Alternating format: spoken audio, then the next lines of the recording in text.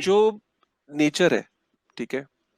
और इस नेचर के अंदर हमें काफ़ी सारी चीज़ें मिली। हमें बहती हुई नदी मिली, हमें सूरज की रोशनी मिली और हमें बहती हुई हवा मिली, जो हवा चलती है। अ, आप मुझे बेसिकली ये कहना चाह रहे हो कि जो सूरज की रोशनी डेली निकलती है और ये जो एनर्जी निकल रही है सूरज के अंदर से, बेसिकली क्यों हर दिन सूरज निकल रहा है यार? क्यों वेस्ट कर रहा है सूरज यार? ये जो नदी बह रही है, क्यों बह रही है यार? अल्टीमेटली जाके सागर में मिल रही है, ठीक है? क्यों इतनी एनर्जी लगा रहे हैं? ऊपर वाले ने क्यों इतनी एनर्जी लगाई? क्यों इतना ध्यान, क्यों इतना एनर्जी को यूज़ करा? एनर्जी की तो वेस्टेज ही है ना, मतलब ऊपर से नदी बह रही है, सागर में जा रही है। वो वोल्केनो में से लावा निकलता जा रहा है, भापें निकल रही है। यार क्यों इतनी एनर्जी वेस्ट हो रही है यार? ऊपर वाले को क्या पड़ा था यार इस सृष्टि के अंदर वोल्केनो बनाने की? आप बेसिकली ये पॉइंट भी कह सकते हो। ये जो आपके यहाँ पे जो सेब आता है, मतलब जो आपकी वेजिटेशन होती है, ये एनर्जी कहाँ से ले रही है? ये सूरज से ले रही है, पानी से ले रही है ना?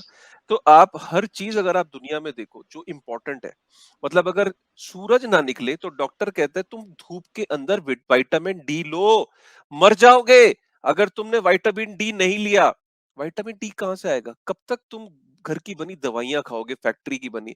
डॉक्टर कहता है कि सुबह उठ के रोशनी में जाओ, बेटे अगर जिंदा रहना है तो विटामिन डी चाहिए। अच्छा, एनर्जी की जरूरत है, मतलब अगर मुझे जीवित रहना है तो मुझे एनर्जी चाहिए नेचर से, मुझे पानी चाहिए जीवित रहने के लिए, मुझे सूरज चाहिए जीवित रहने के लिए, मुझे मुझे हवा चाहिए सांस लेने के लिए, ऑक्सीजन चाहिए। मतलब इसका मतलब ये हुआ कि जो जो एक शरीर है, मैं बहुत फिलोसॉफिकल डेप्थ में जा रहा हूँ, ध्यान से इन बातों को सुनिएगा। हर एक आदमी सुन भी नहीं पाएगा और ना समझ पाएगा, लेकिन जो लोग आज इस बात को समझ जाएंगे, शायद वो कहते हैं ना कि हमेशा के लिए उनकी बात बैठ जाएगी दिल में। तो इसका मतलब क्या है कि एक इंसान को, एक शरीर को की सबसे ज्यादा जरूरत जो है वो एनर्जी से मिलती है उसे जिंदा रहने के लिए। अगर ये दो तीन चीजें नहीं होंगी तो वो जिंदा नहीं रह पाएगा, राइट?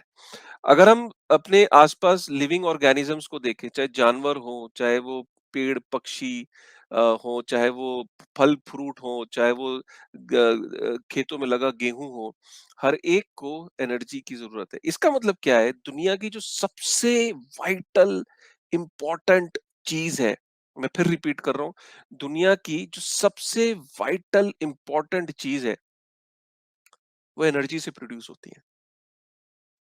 किससे? नेचुरल एनर्जी से। किससे? नेचर से प्रोड्यूस होती है। मतलब इनका सबसे इंपॉर्टेंट चीजों का जीवित रहना नेचर इंश्योर करता है, राइट? अब मैं आपसे ये पूछता हूं कि दुनिया की सबसे इंपॉर्टेंट मॉनेटरी नेटवर्क, मतलब जब से दुनिया बनी है, जब से दुनिया एग्जिस्टेंस में आई है, 2008 से पहले आपको एक सेंट्रल एंटिटी चाहिए थी हर वक्त, अगर आपको अपनी मॉनेटरी वैल्यू को एक जगह से दूसरी जगह भेजना था। 2008 से पहले।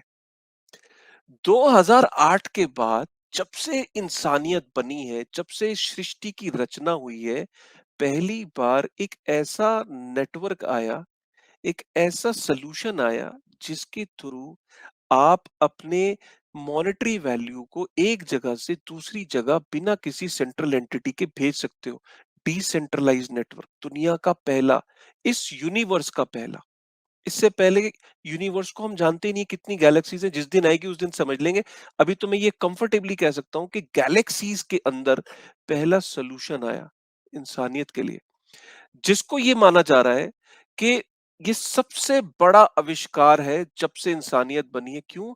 क्योंकि गोल्ड भी जो है ना, अभी वो, अगर हम गोल्ड को एक सबसे बेहतर और 5000 सालों की हिस्ट्री का एसेट मानते हैं, वो भी इन्फ्लेशनरी है नेचर में।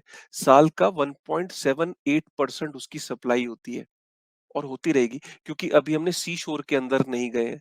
जैसे गोल्ड की डिमांड बढ़ती है, गोल्ड की सप्लाई पीछे से 1.78% हर साल बढ़ती है। पहली बार जो दुनिया के सबसे इंपॉर्टेंट मॉनेटरी सिस्टम, मतलब सबसे इंपॉर्टेंट, जैसे मैंने जब बोला पेड़ पौधों के लिए, एक इंसान के जीवित रहने के लिए, पेड़ पक्षियों के जीवित रहने के लिए, जो हम यूज़ कर रहे हैं, वो एनर्जी का इस्तेमाल कर रहे हैं, तो उसी तरीके से एक दुनिया के सबसे इम्पोर्टेंट मॉनेटरी नेटवर्क को सिक्योर करने के लिए एनर्जी का इस्तेमाल हो रहा है। ये एनर्जी का जो इस्तेमाल हो रहा है, जो एनर्जी का ट्रांसफॉर्मेशन हो रहा है, इसका कॉस्ट बेनिफिट एनालिसिस को समझिए जरा। मैं आज को बताता हूं। आज अगर बिटकॉइन का नेटवर्क फेल हो जाए, ये जो मॉनेटरी नेटवर्क फेल हो जाए, ये इंसानियत का सबसे बड़ा लॉस है। मतलब आज सोचो कि सारे छेड़छाड़ करके दबाव डाल के इस इसके जो डीएनए है इसको चेंज करके प्रूफ ऑफ स्टेक कर दें, ये और उसके बाद बिटकॉइन का नेटवर्क फेल हो जाए, ये दुनिया का सबसे बड़ा रिस्क और सबसे बड़ा लॉस है। क्योंकि आप इस बात को समझिए कि बिटकॉइन एनर्जी कंज्यूम क्यों करता है। बिटकॉइन एनर्जी कंज्यूम करता है जीवित रहने के लिए। बिटकॉइन एक नेटवर्क नहीं है, बिटकॉइन एक जीवित लिविंग ऑर्गेनिज्म है। ये मैं बहुत बड़ी बात बोल रहा हूं आज, इस बात को लिख लीजिएगा कहीं। ये एक जीवित लिविंग ऑर्गेनिज्म है जिसको एनर्जी चाहिए। जैसे बैक्टीरिया, फंगस, वायरस, इंसान, पेड़ पौधे, जानवर, सबको एनर्जी चाहिए जीवित रहने के लिए। बिटकॉइन का नेटवर्क भी एक जीवित ऑर्गेनिज्म है जिसको जीवित रहने के लिए एनर्जी चाहिए।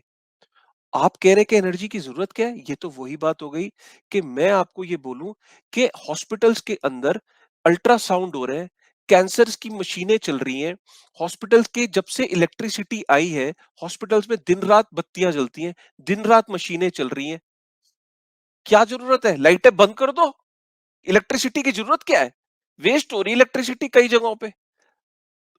इतने हजारों एग्जाम्पल्स हैं जहां पे इलेक्ट्रिसिटी वेस्ट हो रही है, लेकिन इलेक्ट्रिसिटी जब से आई तब से जीवित, तब से उसने जो वैल्यू एडिशन करी है, जब से इंसान के अंदर जो वैल्यू एडिशन करी है, लोग कैंसर से बच रहे हैं, प्रॉपर अल्ट्रासाउंड हो रहे हैं, मेडिकल फैसिलिटीज, मेडिकल मेडिकेशन से हर जगह इलेक्ट्रिसिटी ने आदमी की जिंदगी को बेहतर किया है। ये उसी तरीके से यहाँ पे जो इलेक्ट्रिसिटी का जो यूज हो रहा है, जो कंजम्पशन हो रही है, जो कि ज्यादातर रिन्यूएबल सोर्सेज से एनर्जी निकाली जा रही है।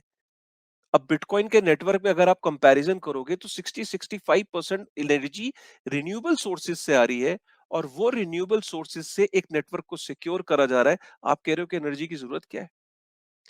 आप नहीं कह रहे हो, बेसिकली क्रिटिसिज्म बहुत लोग करते हैं। तो बिटकॉइन का जो नेटवर्क है वो एक एनर्जी कंजम्पशन, दुनिया के सबसे इंपॉर्टेंट $1 ट्रिलियन वर्थ ऑफ, मतलब $1 ट्रिलियन, 2 ट्रिलियन का तो हो ही चुका है। फ्यूचर में उसकी वैल्यू आकी जा रही है कि 11-12 ट्रिलियन गोल्ड के मार्केट कैप को क्रॉस करेगा। दुनिया के सबसे शक्तिशाली, सबसे इंपॉर्टेंट मॉनेटरी नेटवर्क जिसमें दुनिया का फ्यूचर टिका है, एक उम्मीद टिकी है, उसको सिक्योर करने के लिए एनर्जी कंजम्पशन का इस्तेमाल हो रहा है, तो कुछ भी नहीं है। और सुनिए, दुनिया के अंदर जो बिटकॉइन है, वो एनर्जी आपकी वॉशिंग मशीन में जो एनर्जी यूज होती है ना, उसका इस्तेमाल नहीं करता। ₹5 यूनिट पे अगर माइनर माइन करने लगा बिटकॉइन, तो उसके घर की हर चीज बिक जाएगी। बिटकॉइन का माइनर जब बिटकॉइन की एनर्जी पता है कहां से लेता है? वो वहां से लेता है जहां कोई नहीं जाता। वो उस नदी पे जाता है जो जो इस्तेमाल नहीं हो रही है। वो उस गैस फील्ड पे जाता है जहां से गैस निकल रही है, फ्लेयर अप हो रही है, उसको कोई नहीं यूज नहीं कर रहा। वो उस वो उस जमीन के ऊपर जाता है, वो उस झरने पे जाता है जहां कोई नहीं जा रहा। वो उस वॉल्केनो पे जाता है जहां लोग डर रहे हैं। वो वहां माइन करता है। पता है क्यों? उसको वो वाली एनर्जी क्यों चाहिए? क्योंकि सस्ती है। क्योंकि जितनी सस्ती एनर्जी और जितनी वो एनर्जी जो वेस्ट हो रही है, एक्चुअली में जो वेस्ट हो रही है एनर्जी, उस वेस्टेड एनर्जी को कंज्यूम करके वो एनर्जी को प्रोड्यूस करके बिटकॉइन के नेटवर्क को सिक्योर करता है। इससे बेहतर प्रूफ ऑफ वर्क मैकेनिज्म से बेहतर, और प्रूफ ऑफ वर्क जो मैकेनिज्म है वो इसलिए इंपॉर्टेंट है बिटकॉइन के नेटवर्क को सिक्योर करने के लिए। प्रूफ ऑफ स्टेक की आपने जो बात करी, आपने खुद बोला अभी प्रणव अपनी प्रेजेंटेशन में कि जिसके पास जितना स्टेक, उसके चांसेस उतने ज्यादा उसे माइन करने के। अगर आप देखें दुनिया में जो बैंकिंग सिस्टम है, जो फेडरल सिस्टम है, जो सेंट्रल बैंक्स है, ये सारे प्रूफ ऑफ स्टेक पे ही चलते हैं। और प्रूफ ऑफ स्टेक की का इशू क्या है कि जिसके पास जितना ज्यादा स्टेक है, जितना ज्यादा उसका स्किन इन द गेम है, उसके चांसेस उतने ज़्यादा हैं उस नेटवर्क को मैनिपुलेट करने के, उस नेटवर्क से रिवॉर्ड लेने के लिए। आप इस बात को सोचिए कि अगर कल को जेपी मॉर्गन और आपका जितने भी बड़े-बड़े बैंक्स हैं, अमेरिका के अंदर ही हैं ज़्यादातर बड़े बैंक्स, ये सारे मिलके इथेरियम को बाय करें और इथेरियम को स्टेक कर दें, तो इन बैंक्स का कितना बड़ा स्टे हो जाएगा मतलब से हो जाएगा कि इस नेटवर्क के अंदर उनका एक बहुत बड़ा से हो जाएगा। मैनिपुलेट तो गलत वर्ड है, बट पावर बढ़ जाएगी कि उसके अंदर चेंजेस करने में, उनको नए चेंजेस प्रपोज करने में जो उनके हित के हों, वो करने में उनको ज़्यादा ईज़ी हो जाएगा। तो एक सेंट्रलाइज़ेशन की तरफ प्रूफ ऑफ स्टेक से ये बढ़ सकता है, जिसमें जितना बड़ा स्टेक उतने ज़्यादा चांसेस। मैं ये नहीं कह रहा हूँ कि ये अकेला पैरामीटर है, क्योंकि इसमें पैरामीटर ये भी आएगा कि कितना बड़ा स्टेक है, कितने दिन से है, लास्ट ब्लॉक क्या इसने माइन किया था, अगर लास्ट किया तो इसको चांस नहीं मिलेगा। ये सारी थ्योरीज़ है कि जिसमें बताया जा रहा है कि ये सारे एल्गोरिथम के बेस पे वैलिडेटर चूज़ होगा। बट ये फिर मैं बोल रहा हूँ, मैं हम हमेशा एंड में क्या बोलता हूँ, अभी पिक्चर बाकी है, टेस्ट होना बाकी है। इसलिए आपको मैं आज एक नया पर्सपेक्टिव ये दे रहा हूँ कि अगर आप इन्वेस्टर हैं, आपको होपियम दिया जाएगा कि अब ये हो रहा है, ये सक्सेसफुल हो गया है, अब इथेरियम 20,000 $25,000 भी जा सकता है। ऐसे-ऐसे आर्टिकल पढ़ोगे, आपको फोमो होगा, आपको डर लगेगा, आप कहोगे मैं बस ना मिस कर दूँ, मैं 20 इथेरियम ले लूँ, मैं ये कर दूँ, मैं वो कर दूँ। भाइयों, इतना समझिए कि एक टेक्नोलॉजिकल चेंज हो रहा है। वो एक एक चांस ले रहे हैं, एक ऑर्गेनिज्म को के डीएनए को चेंज कर रहे हैं। मतलब उसके अंदर डीएनए को चेंज करने का मतलब पता है, एक बहुत बड़ी बात बोल रहा हूँ। मतलब इंसान के अंदर अगर ये चेंज कर दिया जाए कि हर इंसान के पूंछ होगी, मतलब मेरे पूंछ होगी, ये चेंज कर दिया जाए कुछ ऐसा कि हर इंसान के पीछे पूंछ होगी। कैसा लगेगा इंसान? तो इतना बड़ा चेंज है ये। एक इंसान के अंदर अगर इतना बड़ा चेंज है, एक नेटवर्क के अंदर प्रूफ ऑफ वर्क से प्रूफ ऑफ स्टेक करा जा रहा है, इससे बड़ा चेंज आप देख सकते हो क्या? ये चेंज हो रहा है। अब इंसान कैसा लगेगा? वो बंदर लगेगा, वो इंसान लगेगा, वो कैसा परफॉर्म करेगा, ये वक्त बताएगा। इसलिए कह रहा हूँ, थोड़ा वक्त दीजिए, होपियम नहीं करना है। वेब 3 की दुनिया का अल्टीमेट पर्पस पता क्या है? मेरा और प्रणव की बात अच्छी क्या लगती है मुझे, हम इस जुगलबंदी की, कि हम लोग यहाँ पे ओपिनियंस को डिफरेंट करके भी चीजों को समझ सकते हैं और आपको लॉस होने से बचा सकते हैं। आपको आर्टिकल्स दिखेंगे अब दिन ब दिन। जैसे-जैसे इथेरियम का मर्ज सक्सेसफुल होता चले जाएगा, आपको नंबर्स दिखेंगे। कुछ फायदे हो रहे हैं, इथेरियम डिफ्लेशनरी हो जाएगा। काफ़ी सारे चीज़ों के आपके बेनिफिट्स आपको स्केलेबल हो जाएगा और सिक्योर हो जाएगा जो इथेरियम फाउंडेशन क्लेम कर रही है। Only time will tell, right? So you need to keep your eyes and ears open and watch वेब3 की दुनिया। आई होप कि आज ये जो पिछला 15-20 मिनट जो प्रणव ने और मैंने आपको समझाया है, ये लाइफ चेंजिंग भी हो सकता है आपके लिए। This can prove to be life changing event in crypto for you एक दिन। तो इम्पोर्टेंट बात जो है वो, मैं इससे पहले कि फिर भूल जाऊँ, बड़ा इम्पोर्टेंट है। 2017 में एक इवेंट हुआ था जिसमें बिटकॉइन के कुछ चंद माइनर्स थे जो बहुत बड़ा मेजर हैश रेट को कंट्रोल कर रहे थे। उन्होंने बोला कि यार हम ही तो माइन कर रहे हैं, तो हम इसको चेंजेस कर देते हैं इसके ब्लॉक साइज में और इसमें लेट्स इसको बिटकॉइन को और फास्ट बनाते हैं ताकि ज्यादा ट्रांजैक्शंस आ पाए ब्लॉक के अंदर, और ज्यादा हम ट्रांजैक्शन आएंगी तो ज्यादा ट्रांजैक्शन कॉस्ट, वो ट्रांजैक्शन फीस आएगी और हम will be able to charge more money and earn more money. तो बिटकॉइन के माइनर्स ने फैसला लिया, राइट, कि हम लोग इस प्रपोज करते हैं। आपको पता है बिटकॉइन को स्पेशल कौन बनाता है? बिटकॉइन को स्पेशल उसकी नोड्स बनाती है। पता है क्यों? क्योंकि नोड्स अगर मैं अभी अगर मैं ट्रैक करूं गूगल पे, अगर मैं आपको ट्रैक करके भी दिखा सकता हूँ, एट प्रेजेंट भी 12-13 हजार आपको दिखेंगी जो लाइव दिखेंगी नोट्स, वॉलंटरी। ये नोट्स कौन होती है? इनको भैया 1 रुपया नहीं मिल रहा होता। बेचारों ने अपने कंप्यूटर सिस्टम को डेडिकेट किया है, वॉलंटरली डेडिकेट किया है। ये 12 हजार नहीं है, क्योंकि काफी सारी नोट्स वीपीएन के थ्रू करते हैं। एक अनुमान के मुताबिक 60 से 65 हजार नोड्स हैं जो अलग अलग कोने में दुनिया में लैपटॉप्स पे और कंप्यूटर्स पे ये नोड्स डाउनलोडेड है। पूरे बिटकॉइन की नेटवर्क की जो कॉपी है वो डाउनलोडेड है और जो वेरीफाई कर रही है आपस में सारी कॉपीज को। और ये जो ट्रांजेक्शन्स जो हो रही है, जो माइनर्स को जो है ये चेक में रखा है। कितने लोगों ने? 60-65 हजार नोड्स हैं दुनिया में जो चल रही हैं। अब ये जो माइनर्स होते हैं ना, बिटकॉइन के नेटवर्क में माइनर की औकात एक एजेंट की तरह है। एक टेम्पररी एजेंट बोला गया है, आपको पता है? ये प्रॉफिट के लिए आया है, ये धंधे के लिए आया है, रोकड़ा। माइनर इज हियर फॉर रोकड़ा। अब क्या है कि बिटकॉइन के माइनर की औकात इसलिए इंपॉर्टेंट है क्योंकि कुछ समय के लिए टेम्पररली बिटकॉइन के नेटवर्क को चलाना है और वो ब्लॉक माइन करवाना है। ये ब्लॉक माइन क्योंकि ट्रांजैक्शन शुरू में कम होंगी, तो ट्रांजैक्शन फीस से खर्चा नहीं निकलना है ना माइनर का। इसलिए माइनर को बोला जाता है कि ब्लॉक रिवॉर्ड भी ले ले यार, चल। ये एजेंट है, ये डिस्ट्रीब्यूटर है, जैसे साबुन तेल बेचते हैं ना, ये रखा गया है। सतोशी नाकामोटो ने शुरुआती दिनों में माइनर को अपॉइंट करा कि तू एजेंट है, और मुझे उसको पता था कि तू प्रॉफिट के लिए आया है। जिस दिन यह धंधा नहीं होगा तू कट लेगा। तो शुरू में उसको बिटकॉइन का रिवॉर्ड दिया माइनर। माइनर को ये नेटवर्क माइनर को रिवॉर्ड दे रहा है। आने वाले टाइम में ये डिमिनिश होता जा रहा है और एक दिन खत्म हो जाएगा।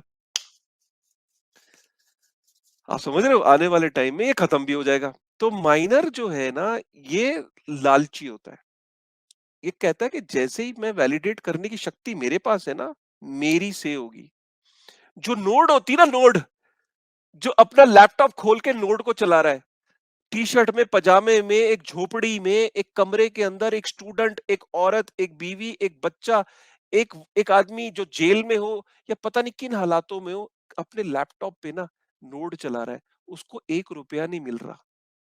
उसने अपने जीवन जीवन को समर्पित कर दिया बिटकॉइन के नोड को चला के।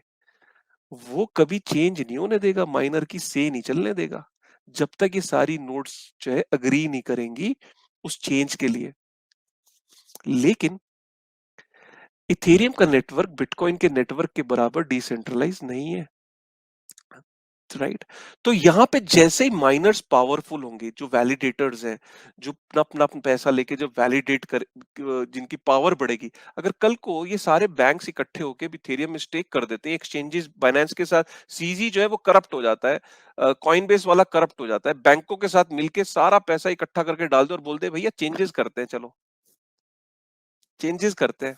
तो ये जो नोड्स हैं, ये इतनी नहीं है इन कंपैरिजन टू डिसेंट्रलाइजेशन जैसे बिटकॉइन की है। तो नोड्स का बहुत बड़ा इंपॉर्टेंट रोल होता है। और नोड्स जो होती हैं, जितना आसान होता है उनके लिए कॉपी को डाउनलोड करना, नोड को चलाना, उतना नेटवर्क डिसेंट्रलाइज होता है। इथेरियम की नोड को चलाना और बिटकॉइन की नोड को चलाने में बहुत डिफरेंस है। राइट। तो ये डिसेंट्रलाइजेशन बिटकॉइन को स्पेशल बनाती है। और इसीलिए इथेरियम का जो रियल टेस्ट है वो अभी प्रूफ ऑफ स्टेक के होने के बाद बाकी है। प्रूफ ऑफ वर्क में उसका कोई कोई टेस्ट नहीं था, वो पास कर चुका था। मेरे हिसाब से वो पास कर चुका था। प्रूफ ऑफ स्टेक में उसका दोबारा से डीएनए का टेस्ट होगा, ब्लड टेस्ट होगा उसका। उस ब्लड टेस्ट के अंदर सारे टेस्ट देखे जाएंगे कि इसमें विटामिन डी कमी है, बी 12 की कमी है, या इसको इसका फैटी लीवर है, या इसको कोलेस्ट्रॉल बढ़ा हुआ है, या ट्राइग्लिसराइड बढ़े हुए हैं इथेरियम के, क्योंकि इथेरियम भी एक ऑर्गेनिज्म है। अभी तक तो है। जिस दिन प्रूफ ऑफ स्टेक पे चला जाएगा तो देखते हैं।